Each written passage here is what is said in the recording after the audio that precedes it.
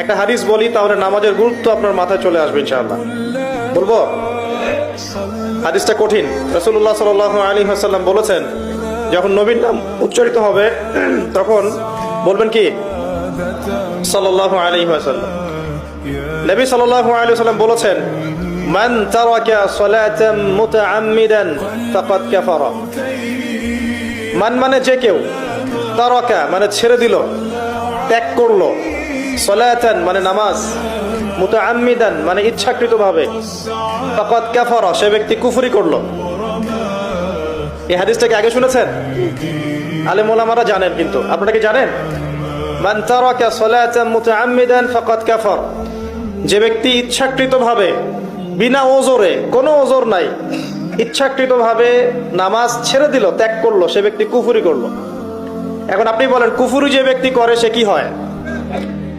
যদি আমরা ধরেও নেই সে মন থেকে নামাজ অস্বীকার করে না, অলসতা বশত পড়ে নাই, তারপরেও তো কাজটা ফাসেকি, তাই নয় কি? আচ্ছা, তো আজকের প্রথম নসিহত হচ্ছে 5 ওয়াক্ত নামাজ মৃত্যুর আগ পর্যন্ত কেউ ছাড়বেন না। আমার সাথে ওয়াদা করেন যে ইনশাআল্লাহ আগামী যতদিন বেঁচে থাকবো 5 ওয়াক্ত নামাজ জামাতে পড়ার চেষ্টা করব, যদি জামাত না পাই একা পড়ার চেষ্টা করব। আল্লাহ পাক তৌফিক দান করুন, আমিন। আজকে যদি এই কথাটাই শুধু বাসায় নিয়ে যেতে পারেন, 5 ওয়াক্ত নামাজ আর জীবনে ছাড়বো না, আমাদের আজকের মাহফিল সফল। আর আজকে যদি অনেক কথাবার্তা হয় ওয়ার্ল্ড অ্যাফেয়ার্স নিয়ে, ইকোনমিক্স নিয়ে, শেষ জামানা নিয়ে, ঠিক আছে, আমাদের সমকালীন ফিতনাগুলো নিয়ে, কিন্তু দিন শেষে বাড়িতে যদি কিছু না নিয়ে যেতে পারেন তাহলে আলোচনায় এসে কোনো লাভ নাই।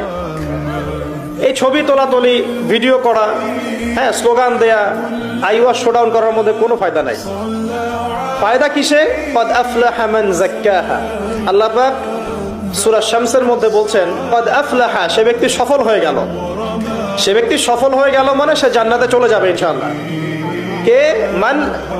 মান যাক্কাহা, যে ব্যক্তি তার নফসটাকে, তার এই যে কলব, এটাকে পরিশুদ্ধ করতে পেরেছে, সে ব্যক্তি সফল হয়ে গেল। ওয়াকাদ খাবা মান দাসাহা, আর যে ব্যক্তি তার নফসটাকে পরিশুদ্ধ করতে পারলো না, সে ব্যক্তি ধ্বংস হয়ে গেল। নফস কিভাবে পরিশুদ্ধ হবে, এটা আমাদের আজকের আলোচনার টপিক। তার আগে আমরা বলি, 5 ওয়াক্ত নামাজ ছাড়া নফস কখনো পরিশুদ্ধ হবে না। আজকে আমরা অনেক যদি আলোচনা করি, বাসায় কিছু নিয়ে যেতে না পারি, তাহলে আলোচনার কোনো লাভ নাই, কোনো ফায়দা নাই। মানুষকে দেখানো, তাকবীর দেয়া, এই যে আমাকে প্রোটোকল দিয়ে নিয়ে আসলেন, ঠিক আছে, ভালোবাসা ভালোবাসার জায়গায়, কিন্তু দিন শেষে যদি আমরা আল্লাহর সামনে আত্মসমর্পণ করতে ব্যর্থ হই, তাহলে